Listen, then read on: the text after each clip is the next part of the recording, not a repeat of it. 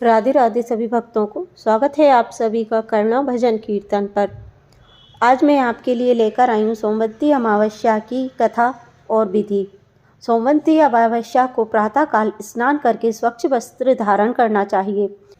हमें पीपल या तुलसी में से किसी भी एक की 108 बार परिक्रमा करना चाहिए और पीपल को कच्चा दूध, जल, हल्दी और चावल अवश्य अर्पित करना चाहिए अमावस्या के दिन। सोमवती अमावस्या की कहानी इस प्रकार से है। एक साहूकार था, उसके 7 बेटे और 7 बहुएं और एक छोटी बेटी थी। साहूकार के घर रोज एक जोगी आता था जिसे साहूकार की बहू भिक्षा देती थी।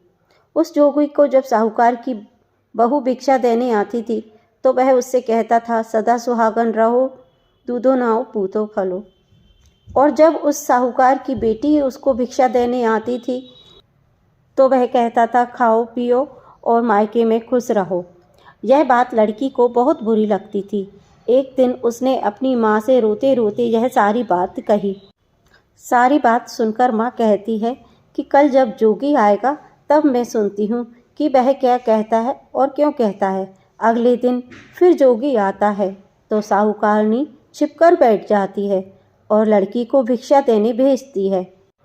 जोगी उसे फिर वही बात कहता है तो लड़की की माँ बाहर निकल आती है और उससे पूछती है कि हे जोगी जी, जब मेरी बहू आती है तो आप उसे अच्छा आशीर्वाद देते हैं और मेरी बेटी आती है तो आप उससे ऐसा क्यों कहते हैं। यह सुनकर जोगी ने उससे कहा कि इसके भाग्य में सुहाग नहीं है। यह सब बातें सुनकर लड़की की माँ बहुत दुखी हुई और जोगी से कहने लगी कि हे महाराज, यदि आप इतना कुछ जानते हैं तो इसका उपाय भी बताइए। तब जोगी कहता है कि 7 समंदर पार एक धोबन रहती है जिसका नाम सोना है। वह सोमवती अमावस्या का व्रत करती है।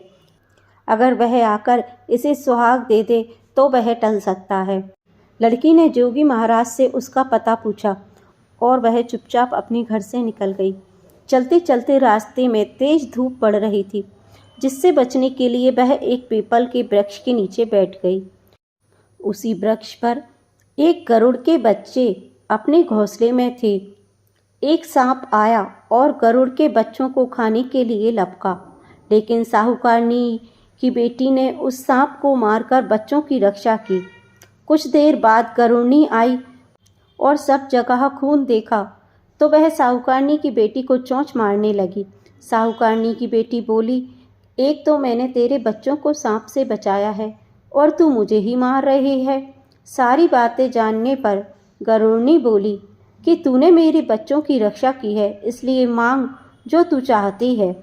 तब लड़की गरुड़नी से कहती है कि मुझे 7 समंदर पार सोना धोबन के यहाँ छोड़ दो।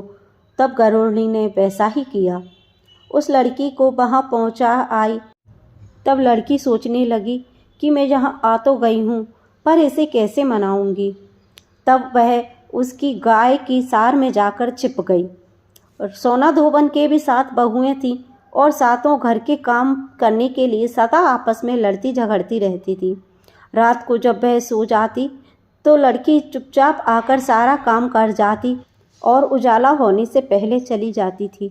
सारी बहुएं आपस में यही सोचती कि कौन सी बहू है जो सारा काम कर देती है, लेकिन एक दूसरे से पूछने की हिम्मत किसी में भी नहीं होती थी।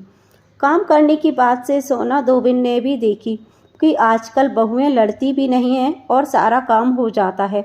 सोना धोबन ने सारी बहुओं को बुलाया और पूछा कि आजकल तुम लड़ती भी नहीं हो और घर का सारा काम कर लेती हो। बहुएं सास से झूठ कहती कि लड़ाई करने से क्या फ़ायदा, इसलिए मिलकर काम कर लेते हैं। सोना धोबिन ने अपनी बहुओं की बात पर विश्वास नहीं किया और वह रात में जागकर स्वयं देखने चली गई कि वहाँ कौन काम करता है। रात होने पर सोना धोबन चुपकर जाकर बैठ जाती है और देखती है कि कौन सी बहू काम करने आती है। रात हुई तो वह लड़की गाय के सार में से निकलकर चुपचाप बाहर आती है और घर का सारा काम करती है। और जब वह जाने लगती है तो साहूकारनी उसे पकड़ती है और उससे रोककर पूछती है कि तुम कौन हो, बताओ और क्या चाहती हो।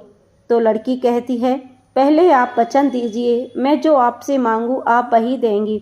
सोना धोबन सुनकर हाँ कर देती है और उसके साथ जाने के लिए राजी हो जाती है और अपने बेटे और बहुओं को घर पे समझा कर जाती है कि मेरे जाने के बाद अगर तुम्हारे पिताजी को कुछ हो जाए तो उन्हें तेल के कूपे में डालकर रख देना।